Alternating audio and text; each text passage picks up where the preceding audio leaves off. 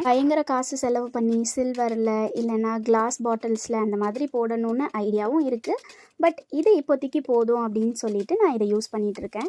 இப்போ தக்காளி நல்லா ஸ்மாஷ் ஆகணும். என்னோடய பாட்டியோட மீன் குழம்போட ஸ்பெஷல் என்ன அப்படின்னு பார்த்தீங்கன்னா, வெங்காயத்தை நல்லா பொன்னிறமாக வர்ற அந்த ஸ்டேஜில் வந்து தக்காளி ஆட் பண்ணுவாங்க.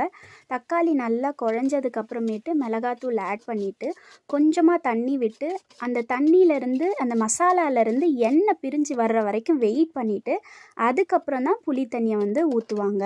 ஒரு பக்கம் சாப்பாடு வெந்துட்டுருக்கு. இப்போ நான் வந்து இந்த மசாலாலாம் மூழ்கிற அளவுக்கு தண்ணி விட்டு லோ ஃப்ளேமில் எண்ணெய் பிரிஞ்சு வர்ற வரைக்கும் விட போகிறேன். நான் கொடைக்கானலில் 2 வருஷம் படித்ததுனால என்னோட ஆயாவை வந்து பாட்டி அப்படின்னு தான் கூப்பிடுவேன். பட் அதுக்காகவே திட்டின்னு என்னை ஆயான்னு கூப்பிடு அப்படின்னு எங்கள் ஆயா வந்து கூப்பிட வச்சாங்க. ஸோ அவங்கள நான் வந்து யா அப்படின்னு தான் கூப்பிடுவேன். செம்மையாக சமைப்பாங்க. சில ஐட்டங்கள் தான், நாங்கள் நிறையெல்லாம் கற்றுக்கல, நிறையெல்லாம் தெரிஞ்சுக்கல. எந்த அளவுக்கு ஒரு மந்த்தை ஓட்ட முடியுமோ ரிப்பீட்டடாக அந்தந்த ஐட்டம்ஸ் மட்டும் எனக்கு வந்து நல்லாவே சொல்லி கொடுத்துருக்காங்க. ஸோ அதெல்லாம் பக்காவாக செய்வேன்.